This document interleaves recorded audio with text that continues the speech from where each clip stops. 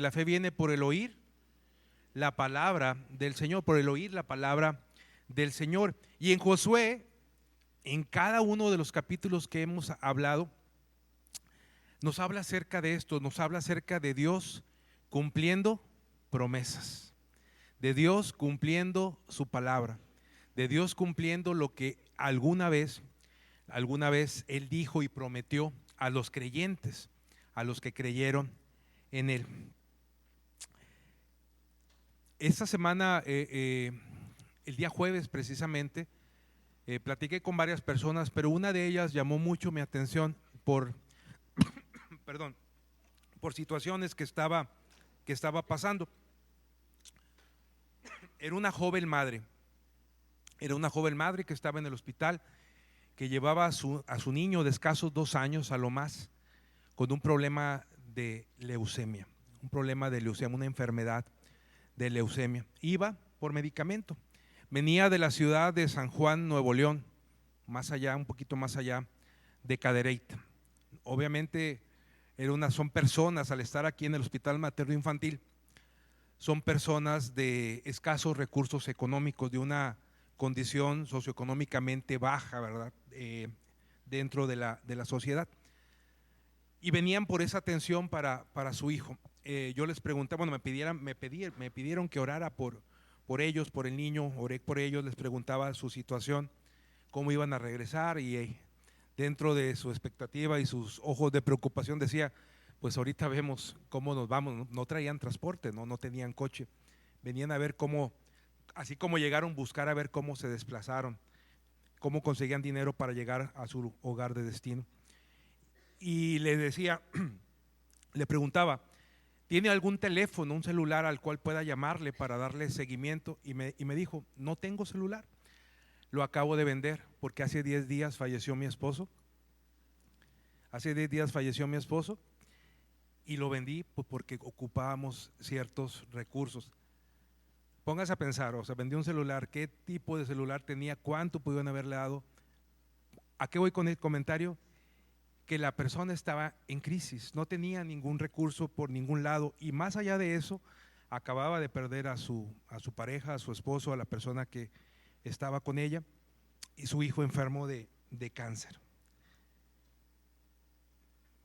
Titulé a esta predicación El remedio de Dios para los conflictos que enfrentamos, porque conflictos como este o problemas como este que le menciono, historias como esta, pueden ser nuestras historias mismas o son historias de todos los días, o quizás sean historias de las cuales estamos ajenos porque en el medio en el cual nos desenvolvemos, con las personas que convivimos en el ambiente laboral, en el ambiente escolar, el ambiente de vecinos, pues no escuchamos de diferentes historias de este tipo. Les cuento una más.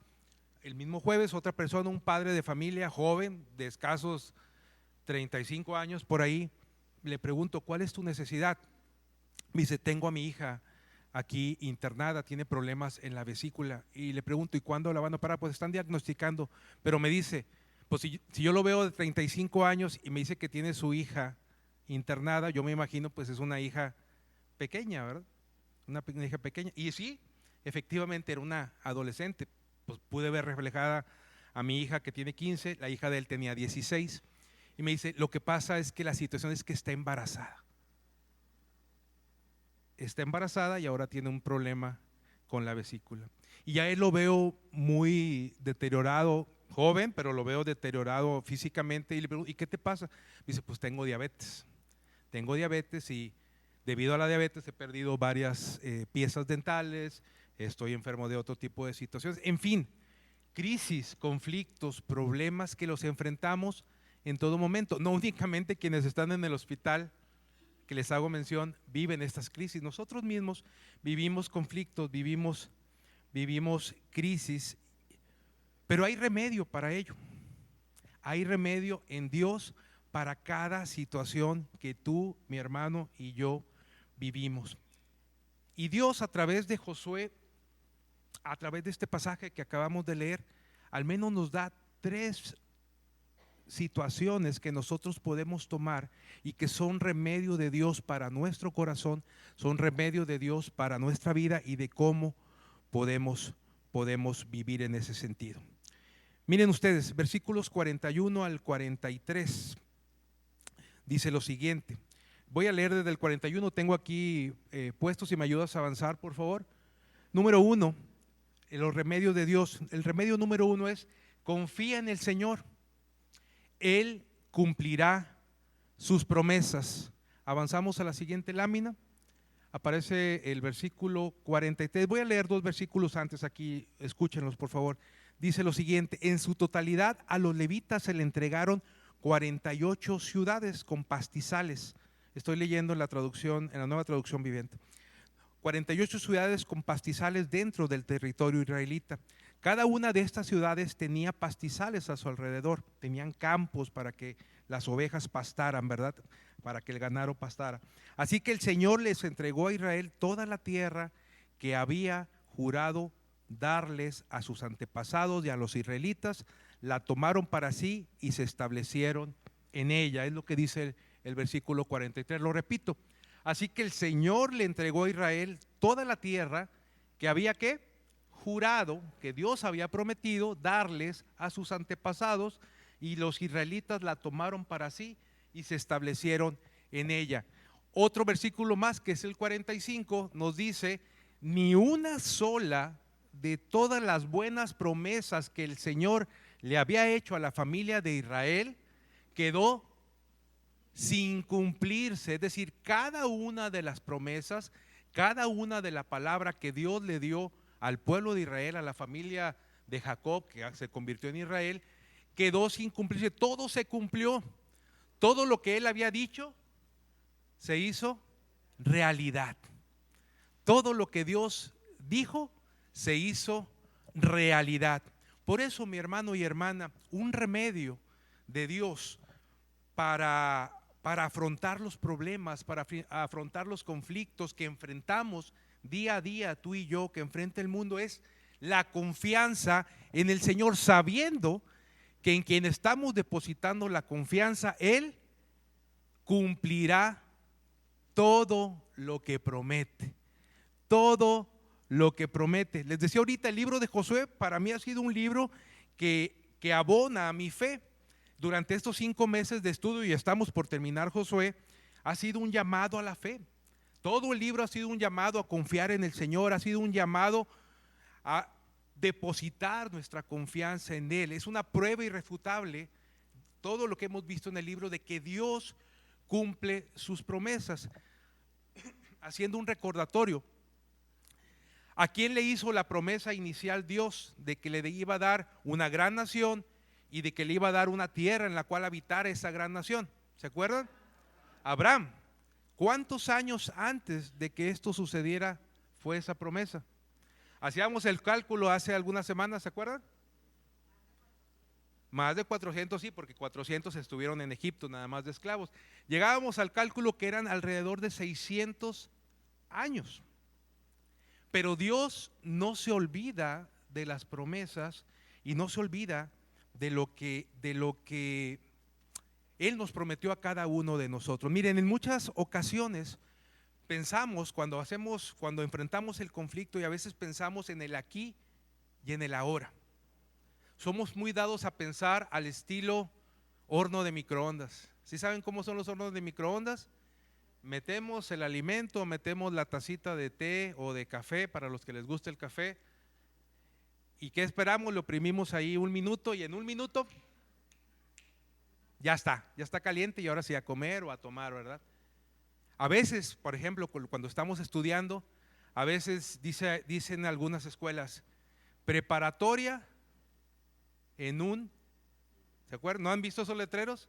Preparatoria en 6 meses, preparatoria en 1 año. Dije, híjole, ¿por qué no vi eso antes cuando yo estaba estudiando? ¿Por qué? Porque buscamos las cosas rápidas, ¿verdad? Y así somos, queremos que si enfrentamos un problema, usted y yo, al día de hoy, que se resuelva rápido.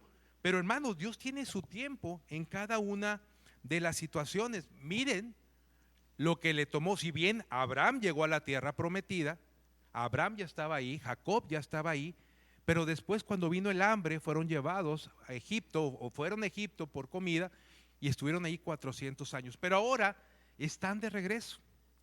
Están de regreso en la tierra y se cumple la promesa. Y no están de regreso nada más para ver qué encuentran, sino ya están poseyendo la tierra que Dios les prometió.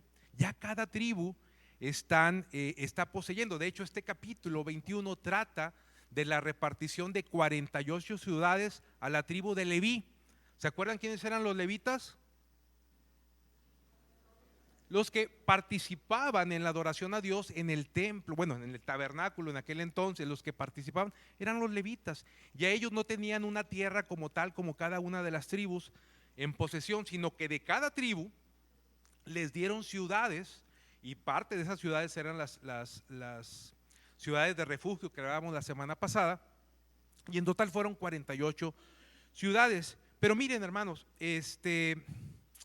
pensemos en las promesas que Dios nos ha hecho a cada uno de nosotros. Dice la segunda carta de Pedro 3:9, dice: en realidad no es que el Señor sea lento para cumplir sus promesas, como algunos piensan. Al contrario, es paciente por amor a ustedes, porque no quiere que nadie sea destruido o que se pierda, sino que todos se arrepienten. Hermanos, a veces cuando enfrentamos el conflicto, cuando enfrentamos las pruebas y que no viene una respuesta a nuestro parecer oportuna, pensamos: Dios, ¿por qué te estás tardando? Dios, ¿por qué no me contestas? Ahorita cantábamos, no sé si pusieron atención a la letra, mientras cantábamos el último canto, decía una frase, dice: cuando Él queda en silencio es porque está trabajando. A veces nos desesperamos, ¿por qué? Por esa situación, por esa corriente que tenemos de buscar las cosas suceden. Y a veces en ese momento de espera es cuando nos equivocamos, porque queremos tomar en nuestras fuerzas la solución, y ahí hacemos malas decisiones por no esperar en el Señor. Pero el Señor te dice en la segunda carta de Pedro que Él es paciente, que Él no retarda su promesa. Él sabe el tiempo justo y exacto cuando tú necesitas las cosas, y Él va a estar ayudándote y atendiéndote, así como lo hizo con el pueblo, como lo ha hecho a través de todo este libro de Josué.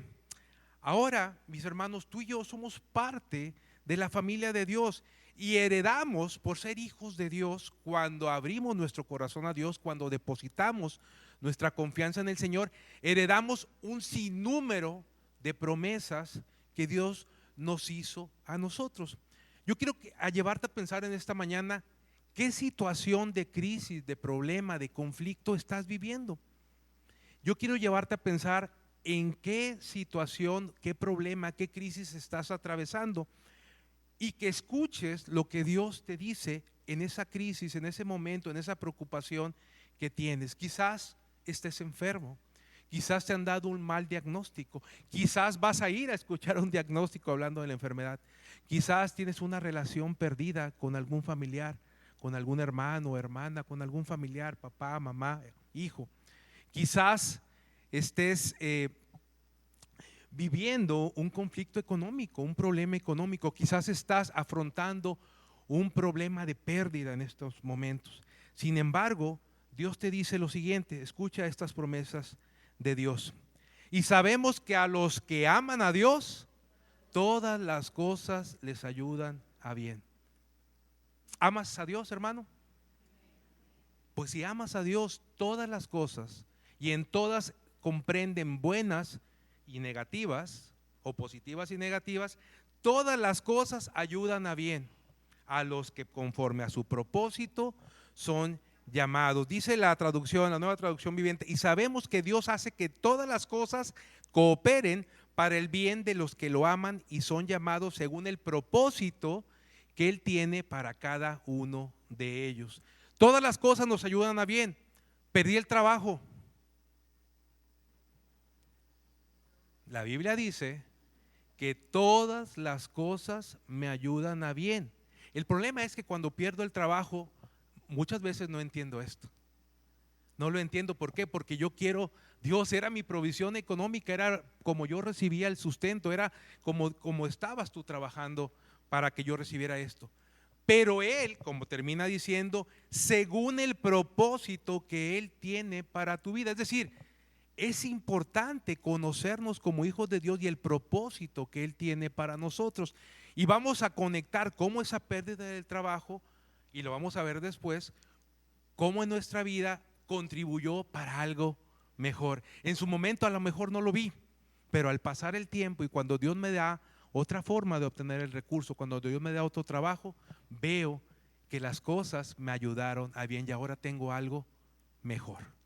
Lo mismo pasa cuando llega un diagnóstico, cuando llega una enfermedad, porque ¿qué es lo que pasa cuando llega una situación complicada? Los que han atravesado enfermedades complicadas, ¿qué es lo primero que viene a nuestra mente o lo primero que a veces viene? Es, ¿por qué me pasa esto a mí? Pero es a través de la enfermedad, es a través de la prueba cuando volteamos, ¿a dónde, hermanos? A Dios. Cuando volteamos a Dios, cuando nos conectamos con Dios, cuando buscamos su ayuda, cuando le conocemos más en toda situación. Mira, hermano, tienes algo que vas cargando en tu vida, tienes algo que te pesa, que para los que llevaron el curso de la gracia del perdón, recordarán el ejemplo de la persona que llevaba una mochila llena de piedras, ¿verdad? Pesada, ir subiendo, ir caminando la vida con mucho peso. Bueno, si tú cargas algo, Dios te dice en el Salmo 55, 22, echa sobre Jehová tu carga y Él te sustentará. Déjalo a Dios, déjalo en la mano de Dios. ¿Por qué? Porque Dios nos sustenta. ¿Tienes ansiedad o angustia? Dice primera carta de Pedro 5:7, echando toda vuestra ansiedad sobre Él, porque Él tiene cuidado de nosotros. Hermano, no te preocupes, no te desgastas, no te desgastes. Por eso decía Jesús, cada día trae su propio afán, cada día trae su propia preocupación, su propia situación que estamos enfrentando. ¿Para qué vives tu vida cargando situaciones? ¿Para qué te angustias sabiendo que el Señor nos cuida? El Señor, así como cuida de las aves, como cuida de las plantas, como cuida de su creación, nos cuida a ti y a mí. Y si hoy enfrentamos un problema, Dios tiene el remedio y es la confianza en Él, nuestra fe en Él. Hay mucha gente, hermanos, que viven con temor. ¿Qué va a pasar mañana? Ay, se escuchó de una guerra. Ay, tengo que ir a Reynosa y tengo que pasar por la carretera y se escucha que hay retenes de gente mala y la gente va con temor o no va y sus decisiones las basa en el temor y vive con temor. Isaías 43 te dice lo siguiente: pero ahora, oh Jacob, pon tu nombre ahí, pero ahora, oh Vicente, escucha al Señor quien te creó. Oh Vicente, escucha lo siguiente: el que te formó dice, no tengas miedo, porque he pagado tu rescate, no tengas miedo. Te he llamado por tu nombre, eres mío, mío eres tú. Cuando pases por aguas profundas, yo estaré contigo. Cuando pases por ríos de dificultad, no te ahogarás. Cuando pases por el fuego de la opresión, no te quemarás. Las llamas no te consumirán, pues yo soy el Señor tu Dios, el Santo de Israel. Hermanos, ¿tienes temor? No tengas miedo, no temas. Dios que te formó te dice, mío eres tú y yo voy a estar contigo en cualquier situación. Hermanos, el Dios que actuó en Josué, el Dios que ha actuado durante estos 21 capítulos, que llevamos vistos, es el mismo Dios que está el día de hoy. Porque dice la Biblia en Hebreos 13:8 que Jesucristo es el mismo hoy, ayer y por los siglos, por siempre. Dios es el mismo. Y el Señor, hermanos, nos invita a que tú y yo en esta mañana y en lo siguiente confiemos en Él. ¿Por qué? Porque Él nos ama, hermanos. Él nos ama y nos ama tanto que mandó a su Hijo Jesús a morir por nosotros en una cruz y mostrar su amor para con nosotros. Me acordé de un himno que dice de la siguiente manera, que es una promesa de Dios para nuestra vida.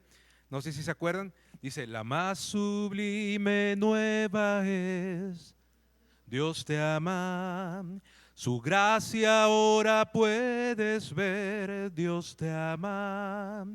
Si en oscuridad tú vas, Él tu senda alumbrará, en su amor seguro estás, Dios te ama. Ahora escucha esta estrofa, que es la segunda. Dice: y cuando deprimido estés, Dios te ama. Recuerda eso siempre, hermano.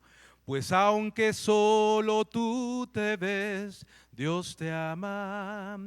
Cuando sufras el dolor, o si vives con temor, mira al cielo y ten valor. Dios te ama. Dios te ama, hermano. Dios te ama.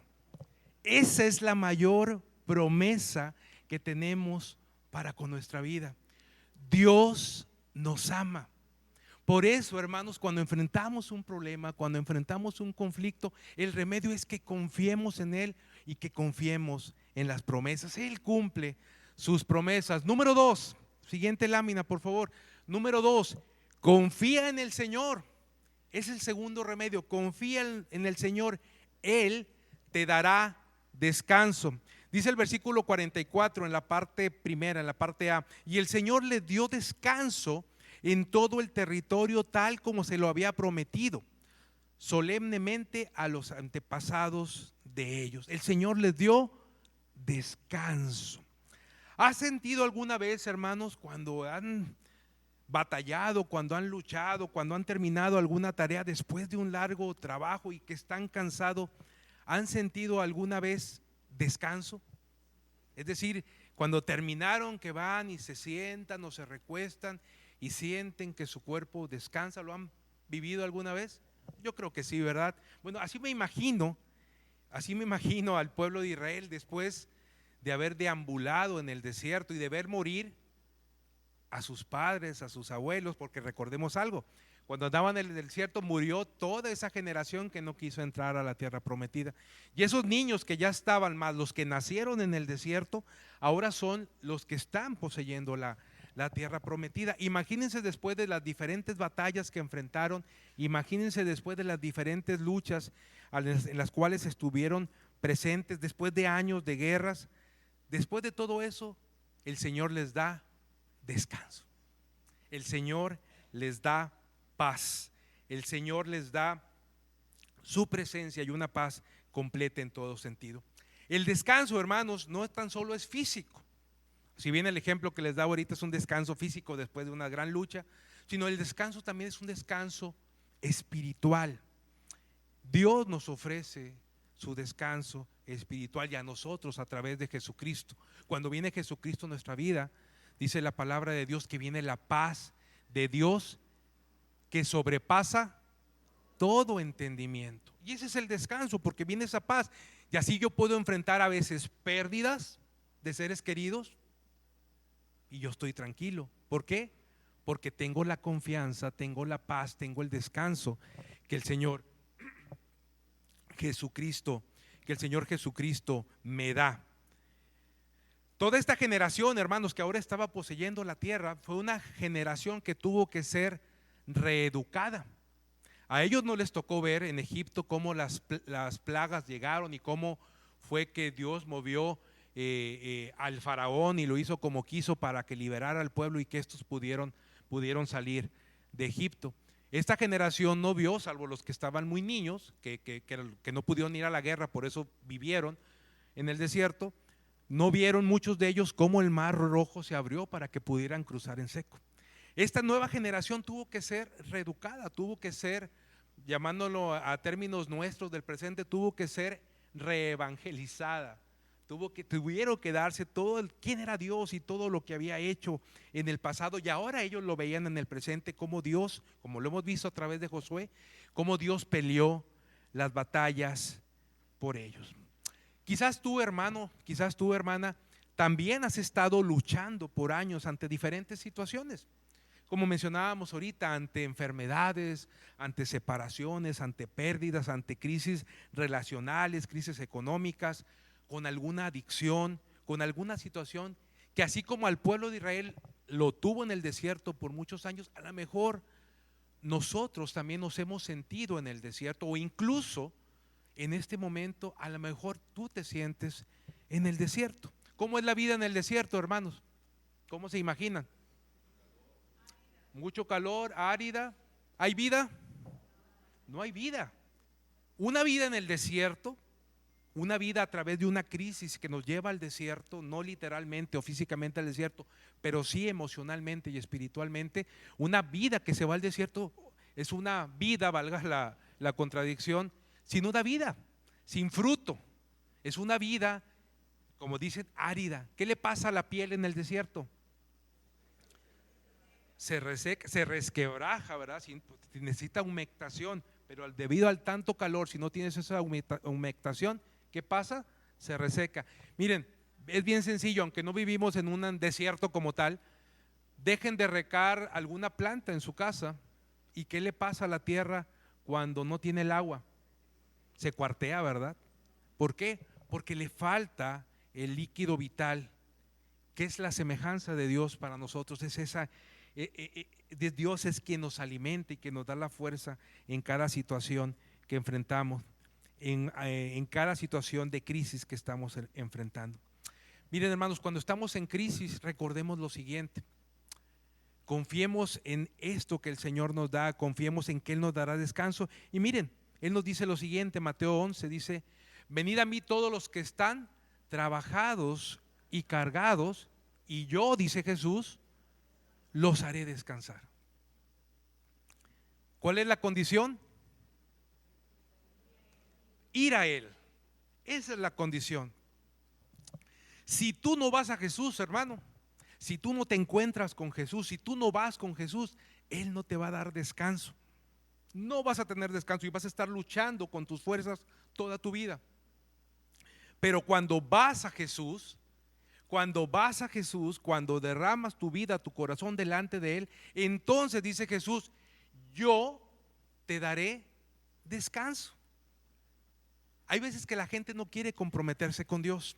Hay veces que la gente no quiere pagar el precio de lo que significa ser cristiano, de lo que significa tener una relación con Dios. Dice Jesús: vengan a mí aquellos que están cargados y cansados, y yo los haré descansar. Sí, pero tengo que ir a Él, tengo que pagar el precio, tengo que comprometerme con Él. Hay gente que piensa que la vida cristiana es una vida color de rosa y de repente venden un falso evangelio diciendo: ven a Jesús, ya los problemas se terminaron. Es falso. Jesús mismo nos dice: en el mundo tendréis aflicción, tendréis problemas, pero confíen. No se queda ahí la frase, sino dice: confíen, yo he vencido al mundo. Y en esa confianza podemos tú y yo descansar. Miren, quizás hoy tu vida, hermano y hermana, sea como aquella mujer que se dijo a sí misma: si tan solo tocare el borde de su manto, yo voy a sanar de la enfermedad de flujo de sangre que tengo. Seré libre, dijo esta mujer, seré libre. Y sí, ¿qué pasó? Si recuerdan la historia, Jesús preguntó: ¿quién me tocó? Y le dicen los discípulos: ay, Jesús, estás viendo que vamos aquí en una manifestación lleno de gentes, ¿cómo que quién te tocó? Dice: yo sentí que salió poder de mí. Y dijo la mujer: yo fui Jesús, porque pensé, si tan solo tocare en fe, si tan solo tocare tu manto, voy a ser libre. Y sí, fue libre de su enfermedad, sí, pero más allá de eso, fue libre de su vana manera de vivir. Y el Señor Jesús, así como a nosotros, le dio vida en abundancia, una vida abundante, y le dio descanso. ¿Cuántos años vivió con la enfermedad? ¿Cuánta fortuna no gastó? Dice que perdió todo lo que tenía pagando los medicamentos para atender la enfermedad. Pero a partir de que se encontró con Jesús, el Señor le dio vida y le dio descanso. Así el Señor quiere que tú y yo nos encontremos con Él. O quizás tú, hermano o hermana, seas como aquel padre de familia llamado Jairo, que llegó angustiado, que llegó trabajado y cargado, que llegó presuroso a Jesús y le dijo: ayúdame, Jesús, ten misericordia. Quizás me lo imagino llorando y dijo: ten misericordia, mi hija se está muriendo. Mi hija se está muriendo. Dice la Biblia en los diferentes evangelios, complementando la historia, pues que Jesús lo siguió, que fue con Jairo. Y cuando iban en el camino, vino uno de los criados de Jairo y le dijo: ya ni lo traigas, tu hija ya murió.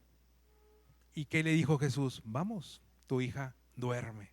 Cree, tu hija duerme. A lo mejor tú y yo, hermanos, estamos en una situación así, desesperante, como Jairo, clamando por un hijo que está moribundo, quizás no físicamente, pero quizás está moribundo espiritualmente, alejado de Dios.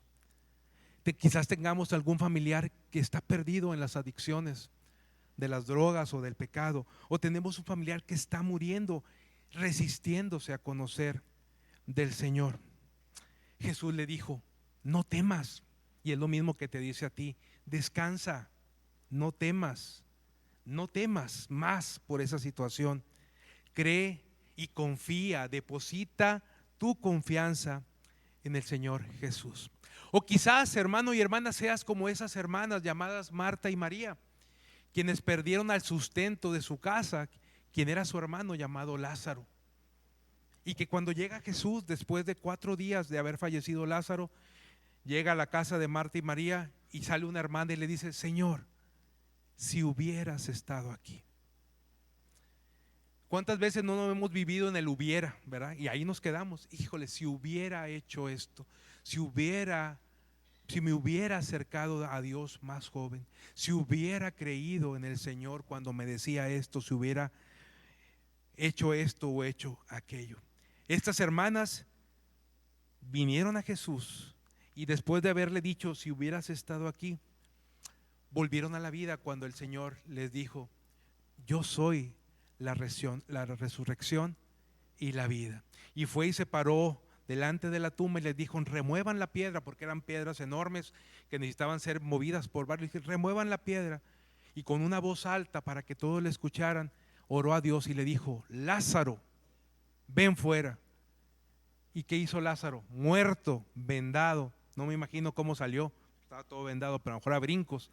Pero salió y le hizo caso a la voz de Dios y salió fuera de la tumba. De la misma manera, hermano, por aquella persona que tú y yo estamos orando, aquel familiar, aquel amigo que hoy está muerto por aquella situación, Dios nos dice: confía. ¿Qué te tiene angustiado, hermano? ¿Qué te tiene preocupado al día de hoy? El Señor te invita a confiar en Él y que vengas a su descanso. Así que sí podemos enfrentar los problemas, sí podemos enfrentar los conflictos cuando confiamos en las promesas de Dios y que Él las cumple, y cuando confiamos que Él nos da descanso. Y número tres,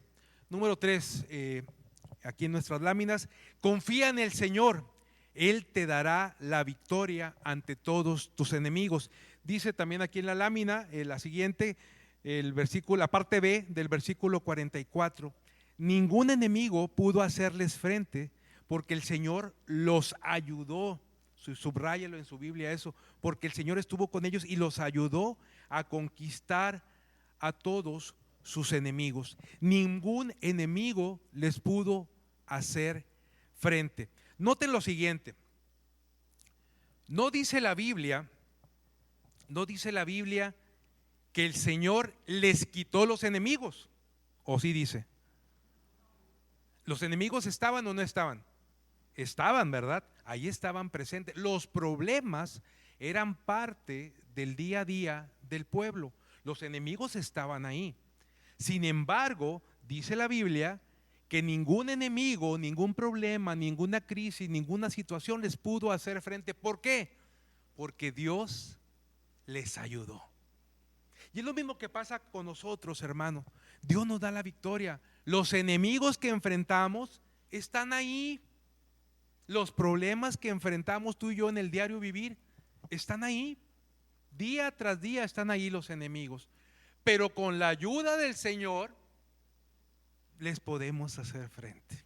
Y Él nos va a ayudar a conquistar y a vencer a esos enemigos. Miren, tenemos varios enemigos. Tenemos uno que hasta en la lotería mexicana lo representan de color rojo. En la baraja es el número 2. Todavía me acuerdo, ¿verdad? El diablo. Tenemos un enemigo, y dice la Biblia del diablo, del enemigo, que es el padre de ¿qué, hermano? De mentira. Es el mentiroso. y siempre nos quiere meter el pie engañándonos. Tú no puedes hacer esto. ¿Cómo vas a adorar a Dios? Mira quién eres tú, mira cómo has fallado, y hasta te los cuenta, ¿verdad? Te dice, mira cómo hiciste esto. Y te dice, ¿cómo te vas a parar en la iglesia? Mira quién eres.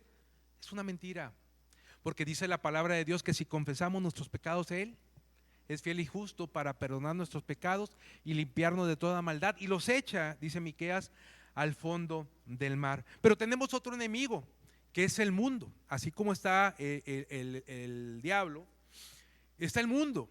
¿Y qué es lo que hace el mundo y sus deseos? Pues nos ofrece diferentes distractores, diferentes tentaciones. Hoy en día es cuando más distractores hay, y conforme pasen los años, ¿qué creen? Se van a incrementar, se van a ir aumentando y aumentando, porque dice la misma Biblia que la maldad va en aumento y los distractores van en aumento. En ese sentido, ¿qué buscan los distractores? Distraernos de Dios, distraernos de conocer a Dios. Y tenemos un tercer enemigo. ¿Quién es, hermanos? El yo, mi carne, mis propios deseos. Y me estoy autosaboteando, dirían los que les gusta el fútbol, me estoy metiendo autogol, ¿verdad? Yo mismo me estoy poniendo el pie para hacerme una falta. Eso es el yo, es mi carne, son mis deseos, que a veces decimos, ay, ¿por qué tan de madrugada el culto a las 11? ¿Por qué? Porque el yo quiere estar acostado, ¿verdad? Porque el yo quiere ver la Fórmula 1, que por cierto hoy había. Porque el yo quiere ver un distractor. ¿Sí me explico? Luchamos con nosotros mismos, luchamos con nuestras mismas situaciones. ¿O no han venido a su mente alguna vez un pensamiento que dice, ay, trabajé mucho toda la semana, pues el domingo es el día que me levanto más tarde, hoy no voy a la iglesia, total, ¿qué va a pasar? Nada. Pero ¿saben qué, hermanos? Sí pasa, sí pasa. Porque ese hoy que no fui, ¿en qué se convierte? En otro domingo que no voy. Y el problema mayor es cuando no estamos solos en casa. El problema mayor es cuando nuestros hijos dependen de nosotros. Porque ¿qué les estamos enseñando a nuestros hijos? Incluso sin decírselos, ¿qué les estamos diciendo? Que no es importante, que la prioridad no es Dios, que todo lo puedes cambiar, porque la prioridad no es Dios. Entonces, si hoy estás cansado, quédate en casa. Si hoy hay alguna final de algún evento deportivo de tu preferencia, quédate en casa. ¿Para qué vas a la iglesia? Si hoy estrenan la nueva película que a ti te gusta y que estás esperando, de la serie, de la saga que tú sigues, quédate en casa. Esos son los engaños del yo, ¿verdad? Cuando nos decimos, entonces tú y yo enfrentamos tres enemigos: el diablo, el mundo y yo. Pero hay enemigos, hermanos, que atacan el corazón. Para los que estamos los miércoles en la clase, hemos visto que en el corazón, en la Biblia, tiene que ver con mis pensamientos, tiene que ver con mis emociones y tiene que ver con mi actuar, con mi voluntad, con la decisión que tomé. ¿Y qué enemigos son estos? La culpa. Les tocaba el domingo pasado también en el pasaje que la culpa nos paraliza. ¿Y cuánta gente no vemos el día de hoy que está paralizada por la culpa, por algo que hizo en el pasado, que incluso Dios ya le perdonó, pero ellos no se han perdonado a sí mismos y siguen viviendo en una culpa, y ese factor emocional les tiene atados y no les permite avanzar? La ira, el enojo.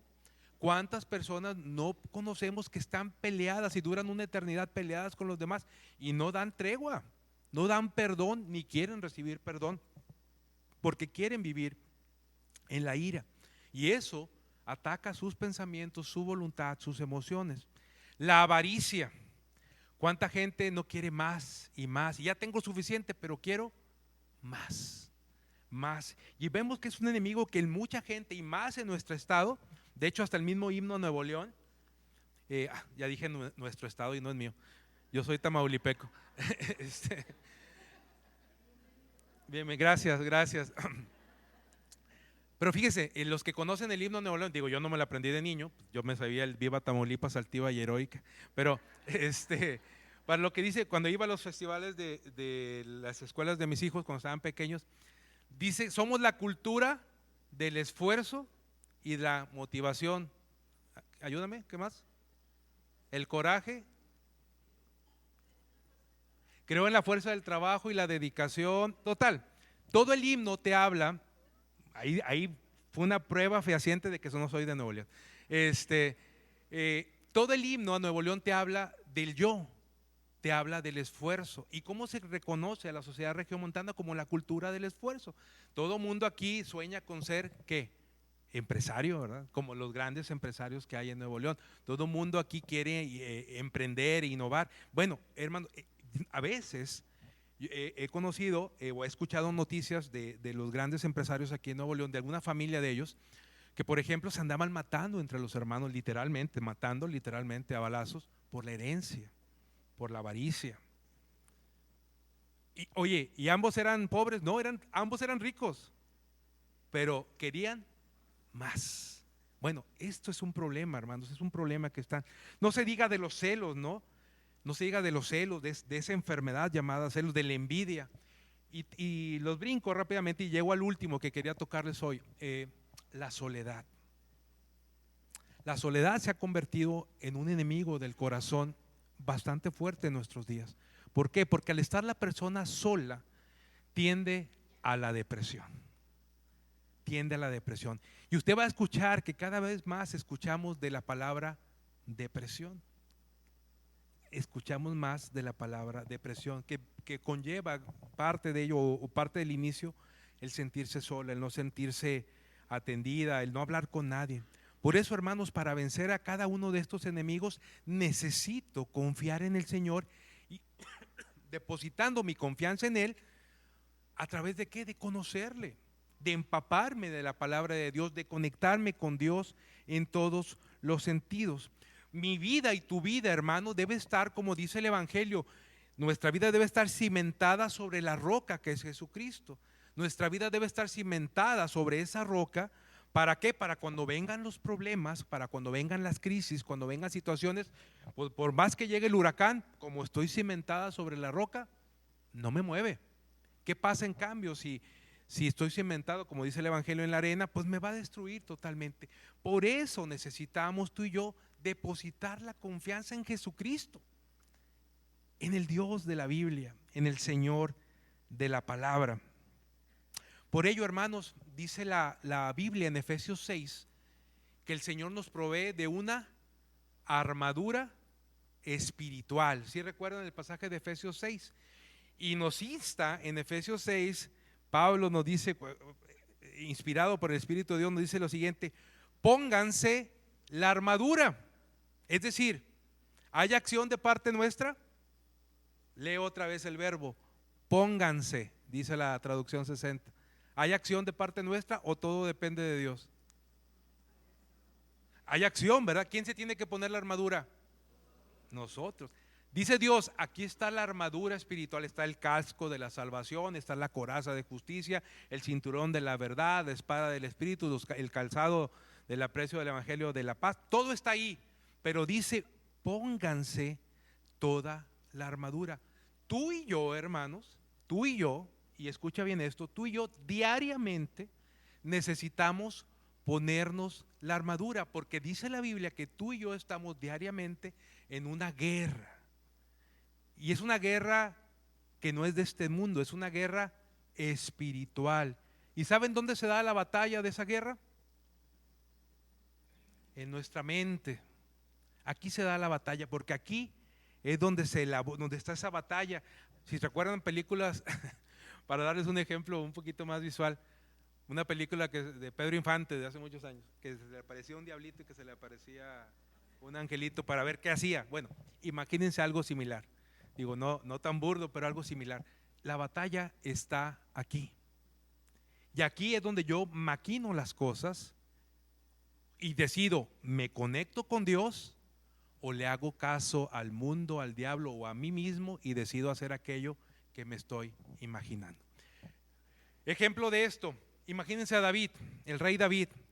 Dice la Biblia que no salió a la guerra cuando era tiempo de guerra, y que de repente se asomó en su terraza y vio a una mujer hermosa enfrente a muchas casas delante. Él estaba en el palacio, en la parte alta, la vio bañándose. Si hubiera estado conectado con Dios en ese momento, si se hubiera puesto la armadura espiritual de esta parte, ¿qué hubiera pasado con David? ¿Qué hubiera hecho David? ¿Qué creen ustedes? Se hubiera dado la vuelta y dijo, ay, perdón, y va ahí. Va y ni la revirada, ¿verdad? Es decir, va y se retira totalmente de la situación. Pero como no se puso la armadura en ese momento, ¿qué pasó?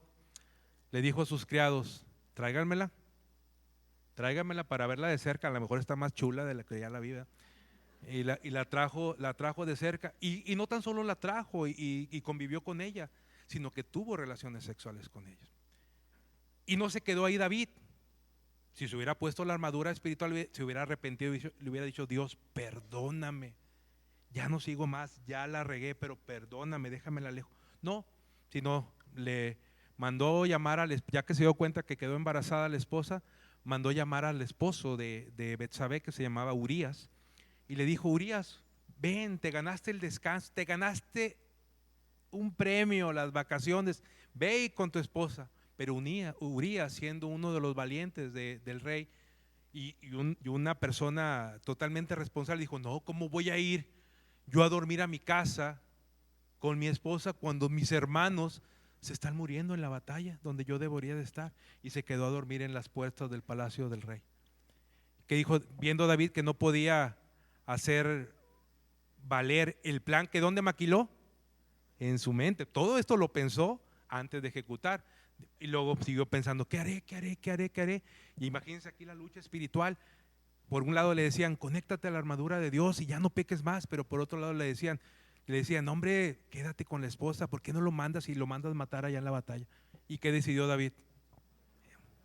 Le decidió, por no ponerse la armadura, dijo, le dio una carta a Urías y le dijo, ve y dásela.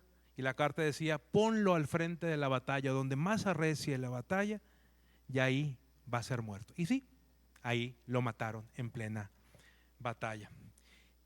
¿Quién hizo esto, hermanos? David, ¿verdad? David, de quien leemos que era un hombre conforme al corazón de Dios. Diríamos en nuestros tiempos que era un hombre cristiano, trayéndole la palabra a nuestros días. Era cristiano. ¿Cómo es que hizo eso? ¿Por qué, hermanos? Porque se descuidó. Porque se descuidó. Porque no se puso la armadura espiritual. Entonces Dios nos dice, confía en mí, yo te voy a dar la victoria, pero tú y yo tenemos que poner de nuestra parte. ¿Cómo, hermanos? Conectándome con Dios, poniéndome la armadura espiritual, estando aquí. Esta es una gran ventaja. Hoy estamos aquí, ¿qué venimos a hacer? Adorar a Dios, sí, pero también venimos a escuchar su voz, venimos a escuchar lo que Él nos dice en su palabra, venimos a ver lo que Él nos dice en su palabra en todos los sentidos. Él nos da la victoria, pero necesitamos poner de nuestra parte en esto. ¿Quién tiene que tomar la decisión de leer la Biblia? Dios ya la tomó, para eso nos dio la Biblia. Pero ¿quién tiene que tomar la decisión de levantarse diariamente a buscar la palabra de Dios? Yo. Hemos escuchado, no tengo tiempo. Sí, el día tiene 24 horas. Si en el horario, en la agenda que tienes el día de hoy no tienes tiempo, bueno, pues levántate más temprano o acuéstate más tarde, hazte un tiempo, pero que no pase un día sin que leas la palabra del Señor. ¿Quién tiene que orar? Dios, quien es el Todopoderoso, quien todo lo sabe, quien todo lo puede, que es el omnipresente, o yo quien necesito de Él. ¿Quién tiene que buscar a Dios? Yo. Él está ahí y estableció un vínculo a través de la oración para que me comunique con Él. Ahí está. Lo use o no lo use, ahí está. Necesito yo tomar la decisión de ir diariamente a Dios y orar. ¿Cómo venir al templo? Llueve, trueno, relampaguee, quien toma la decisión de congregarme soy yo. ¿Por qué? Porque yo reconozco que necesito venir a escuchar de Dios y que necesito venir a agradecerle a Dios y adorarle por lo que Él es. Hermanos, hay maneras, hay remedios para poder enfrentar los conflictos y vencer en medio en medio de ellos a través del conflicto. Hay manera de poder hacerlo. ¿Qué necesitamos? Depositar tú y yo nuestra confianza en el Señor. ¿En quién depositamos la confianza, hermanos?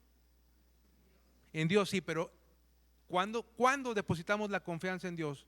Cuando le conocemos, como con las personas. A la primera persona que llega, ¿usted le da su confianza? Necesita conocerla, ¿no? Darse cuenta de cómo es. Lo mismo pasa con Dios. Necesitamos conocer a Dios, y en la medida que entrañamos esa relación, al conocerle, estaremos depositando nuestra confianza en Dios. Y concluyo con lo siguiente. No sé lo que enfrentemos cada uno de nosotros, hermanos, pero lo que sí sé es que Dios, nos dice Josué 21, que Dios nos da el remedio para enfrentar los conflictos. Sea el conflicto que sea el problema que sea que tú y yo estemos enfrentando, recuerda lo siguiente: confía en el Señor, Él cumple sus promesas. Confía en el Señor, Él te dará descanso. Y confía en el Señor, Él te dará la victoria ante cualquier enemigo que estés enfrentando. ¿Lo crees, mi hermano y mi hermana? Vamos a Dios en oración. Señor, gracias. Gracias por tu palabra. Gracias, Padre, por la oportunidad de estar estudiando Josué. La verdad, Señor, que nos hablas a través de este hermoso libro y nos llevas, Señor, a confiar en ti. Nos llevas a verte a ti a través de cada uno de ellos. Permite, Padre Santo, que cada uno de mis hermanos y hermanas puedan conocerte más y puedan depositar su confianza en ti, sabiendo, Padre Santo, que tú cumples todo lo que prometes. Todo lo que prometes tú lo cumples en nuestra vida. En ti todo es un sí y amén, Padre Santo, y tú cumples lo que prometes. Gracias, Señor, porque tú nos das descanso, porque hemos pasado por diferentes pruebas, por diferentes situaciones, y hoy podemos disfrutar el descanso que tan solo tenemos quienes confiamos en ti. Gracias, Padre, porque eres nuestro Señor y porque nos das este descanso, esta paz que sobrepasa todo entendimiento. Y gracias, Padre, porque podemos confiar en ti, sabiendo que tú nos das la victoria ante cualquier situación, ante cualquier enemigo que enfrentemos. Señor, te pido que seas con la iglesia Betel, que seas con cada uno de mis hermanos que hoy están orando a ti. Escucha su oración, escucha el anhelo de su corazón. Si hay alguien aquí, Padre, que aún no te conoce, que aún no se compromete contigo, ten misericordia de esa persona. Permite que pueda abrir su corazón a ti, que pueda depositar su confianza en ti, sabiendo que tú eres tan solo nuestro Dios, y separado de ti, Señor, nada podemos hacer. Señor, sé con tu iglesia, y ahora que estamos terminando el culto, Señor, te pido que seas también con la iglesia y que nos lleves en paz a nuestros hogares, que seas con nosotros en esta semana que inicie. Señor, que podamos abrir nuestra voz, que podamos en nuestro actuar compartir tu evangelio y demostrar a la gente, mostrar a la gente que tú vives en nosotros y que la luz irradie en medio de la oscuridad en la que el mundo vive. Señor, sé con tu iglesia Betel.